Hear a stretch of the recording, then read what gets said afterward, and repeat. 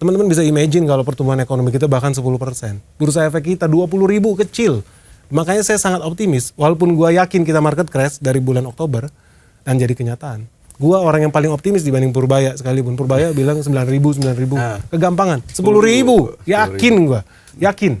Syaratnya apa? Ekonomi kita harus tumbuh 8%. Ya, Nah kalau mau ekonomi tumbuh 8%, ya kita harus kontrol, kita punya bank sentral, harus berani ambil itu kembali gitu loh. So ini Jadi normal, ya normal aja. Normal aja, dan sebetulnya kalau kita gali lagi agenda di belakang MSCI ya, pasti ada lah ya, pasti cukup banyak ya. Ada kepentingan geopolitik di situ. Yang Ya. tidak muncul ke permukaan. Betul, gitu ya. tapi pakai casing seolah-olah lu melanggar pasal A, pasal B, transparansi, free float, itu lucu-lucu lah, memang perlu ada itu. Ya, even pun Amerika ketika ngebom Irak ada aja alasan lu punya senjata nuklir pasti cari kagak ada gitu. Nah ini menarik nih, tapi kalau kita lihat di balik agenda itu sebetulnya MSCI yang akhirnya sudah mengumumkan hal itu begitu ya, kan investor global ya mau nggak mau begitu ya MSCI sebagai salah satu acuannya lah atau patokannya. Tapi kalau kita ngelihat dampaknya ke saham-saham Indonesia sendiri gimana nih Mas Ben? Karena kita tahu ya net sale-nya juga sudah cukup besar. Kan kalau pembekuan dilakukan akhirnya tipis sekali, kecil sekali kemungkinan untuk saham-saham di Indonesia untuk masuk lagi nih di indeks MSCI. Betul. Jadi gini, gua sangat setuju dan sangat happy dengan yang dilakukan MSCI. Even kita nggak suka sama agenda-agenda di belakangnya, the invisible hand itu, tapi gua sangat seneng karena ini bisa jadi momen buat kita mereformasi manajemen bursa kita. Manajemen OJK wajib dirubah total jadi lebih bagus. Jadi ini momentum yang pas lah buat lakukan itu ya. Dan soal crash ini kita itu udah bikin hitung-hitungan ketika crash ini akan ada dua. Tahap pertama itu outflow asing itu artinya sekitar 39 triliun. Tahap kedua bulan Mei kalau kita nggak bisa memenuhi PR yang mereka kasih itu harusnya sekitar 131 triliun outflow asing. Hari ini outflow asing itu masih di bawah 10 triliun. Jadi paket pertama nih tahap 1 masih panjang ini, masih ada bisa peluang buat check out sampai 30-an triliun itu. Jadi semua masih berjalan sesuai dengan skenario. Nah, yang kembali ke indeks di Indonesia. Jadi udah pasti pun mereka akan bete. Kalau kita kan happy ya, karena kita udah antisipasi ini. Tapi dari sudut pandang oligarki lah kita bisa bilang, oligarki tertentu lah yang terbiasa mungkin menikmati permainan seperti ini gitu loh, ngadalin duit orang bule, ya mereka bakal siap-siap lu akan kena revisi. Tapi gue yakin pun sebetulnya MSCI tahu, selama ini pun mereka tahu gitu, nggak mungkin lah, kita aja pun tahu gitu kan, ini bukan free float yang normal, karena ya bukan rahasia umum lah kayak di Indonesia itu orang bisa beli saham pakai proxy. Ngaku-ngaku gue cuma punya 4% padahal dia ada titip di sini 6%, titip di sini 9%. Kalau ditotalin sebetulnya dia juga yang dia juga sebetulnya. Jadi realnya sebenarnya free floatnya mungkin cuma 5%, 7% public. Artinya kan jauh lebih gampang untuk memanipulasi itu. Kita berulang kali ngasih contoh, ada perusahaan misalkan cuman valuasinya 100M misalkan. Cara paling gampang dia naikin valuasinya ke 200M, dia tinggal bikin aja IPO. Aku ngaku-ngaku TBK, katakan semua saham udah dibagi ke publik. Padahal realitanya mungkin publik cuma pegang 5%. 5% dari 100M itu kan cuma 5M. Kalau dia pengen bikin valuasi perusahaan dia jadi 200 miliar, dia cuma cukup modal 5M. 5M ini kali 2 langsung jadi 10M. Artinya market cap dia dari 100M jadi 200M. Simple. Kalau dia pengen bikin, gue pengen modal gue 100M tapi gue pengen jadi 1 triliun, gue pengen jadi triliuner. Taruh aja buang 5M yang tadi. Jadi gimana? Gue cuma tambahin lagi nih dari 5M tinggal kali 20. Modal gue sebenarnya nggak perlu ribuan triliun. Karena 5%, ini bayangin kalau 5%, kalau free flow-nya 1%. Berarti modal dia makin kecil lagi ya. Begitu naik ini barang, modal dia cuman tadi 5M aja udah bisa naik kali 2. Apa yang dia lakukan saham? Valuasi gue udah jadi 200M, padahal aslinya cuma 100M. Bikin jadi 1 triliun deh. Modal gue mungkin nggak nyampe 100M. Begitu naik di atas, apa yang dia lakukan banyak. Dia bisa lakukan option. Dia bisa melakukan segala macam.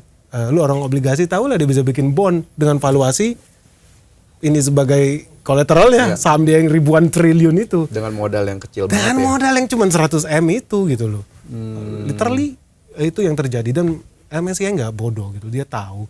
Dan ya harus siap-siap teman-teman bakal makin minus tuh kalau lu pegang saham-saham yang secara fundamental sebetulnya dipertanyakan lah, apalagi ada perusahaan PR-nya 400 gitu. Artinya lu beli sahamnya butuh waktu 400 tahun balik modal. Jauh lebih mahal dibanding Nvidia. Aneh, nggak logis. Berarti tapi kalau kita lihat salah satunya free float tadi yang sebetulnya beneficial owner-nya dia lagi. Secara general kita happy juga dong ya dengan sentilan MSCI ini agar kemudian free float-nya ditingkatkan dari 7,5%, itu juga 7,5-nya tidak pure 7,5%, dinaikkan jadi 15% kemarin diputuskan oleh regulator. Nah, tapi apakah kemudian kalau kita lihat free float-nya sudah dinaikkan, transformasinya sudah dilakukan, tapi tetap belum memenuhi persyaratan yang diinginkan MSCI, apakah tetap mungkin skenario terburuk kita untuk bisa jadi masuk ke kategori frontier market nih? Nah, ini ngomongin geopolitik nih. Karena ada kemungkinan even Indonesia sudah memenuhi semua persyaratannya. Namanya juga orang cari-cari. At the end of the day, goalnya mereka apa? Beli di harga diskon. At the end of the day, itu terjadi ketika MSCI nyerang Yunani. Dia bikin mata uangnya turun. Drop. Habis itu apa? Bursanya dibanting. Apa yang terjadi setelah itu? Perusahaan Jerman, namanya juga pemegang Uni Eropa, negara terkaya Jerman, berbondong-bondong ke sana, beli airport harga diskon, beli pelabuhan harga diskon, beli pabrik harga diskon. So you could imagine lah teman-teman, ada sebuah perusahaan Indonesia harga $1.000, hari ini mungkin 17.000 rupiah harga nilai tukar. Berarti kalau $1.000 gue cuma butuh modal 17 juta. $1.000 ya? Iya ya, $1.000 kali 17 iya. 17 juta betul. 17 juta betul, buat beli perusahaan itu. Ada cara gampang, dolarnya gue banting. $1 tadinya cuma 17.000, dia bikin $1 kali 2 lah 34.000. Artinya dolarnya tetap sama, tapi dia mau beli perusahaan senilai 17 juta, modalnya diskon 50% karena mata uangnya dilemahin. Lebih enak lagi, udah mata uangnya dilemahin, harga sahamnya dibanting. Jadi diskon 2 kali. Combo attack-nya ya. Combo bro. Dolarnya dibanting, rupiahnya dibanting dalam konteks Indonesia, and then sahamnya dibanting. Jadi lu bisa beli perusahaan 10% mungkin dari harga realnya, dan itu yang dilakukan ke Indonesia. Ini udah jelas agenda yang standar dilakukan sama orang suka bilang elit global. Kalau gue suka bilangnya invisible hand. Invisible hand, oke lah. Yang sebetulnya the real owner of bank sentral di seluruh dunia.